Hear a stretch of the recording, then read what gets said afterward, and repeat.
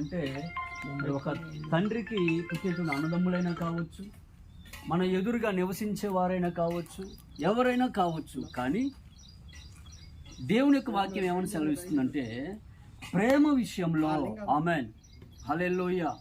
ఈ ప్రేమ అనే దానికి లాంగ్వేజ్ అనేది తేడా ఉండదు. ఆమేన్.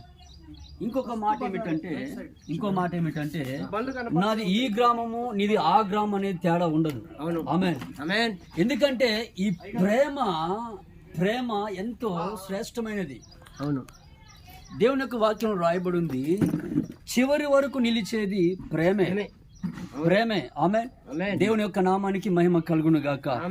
అంటాడు అపోస్తలుడైన పౌలు, ప్రేమ విషయంలో ఒకనియందు ఒకడు అనురాగము కలిగిన వారుగా ఉండాలన్నట. మనం ప్రస్తుతం ఉన్నటువంటి మరి పరిస్థితులు మనం చూస్తూ ఉంటున్నాం. అన్నదమ్ముల మధ్య ప్రేమ కరువైపోయింది, అక్క చెల్లెల మధ్య ప్రేమ కరువైపోయింది. ఆమేన్. ఓకే, మరి ఆఫీసులో ఉద్యోగాలు చేస్తున్నటువంటి ఆ ఉద్యోగస్తుల మధ్య కూడా ప్రేమ కరువైపోయింది. ఆమేన్. హల్లెలూయా. ఎందుకని ప్రేమ కరువైపోయిందంటే దేవుని యొక్క వాక్యంలో రాయబడిన మాట ఏమిటంటే ఘనత విషయంలో ఘనత అడ్డుగా వస్తూ ఉంది. నేను అతని కంటే గొప్పవాడిని, నేను ఆమె కంటే గొప్పవాడిని అనేటువంటి ఆ యొక్క స్వార్థపూరితమైనటువంటి ఆలోచనలు. ఆమేన్.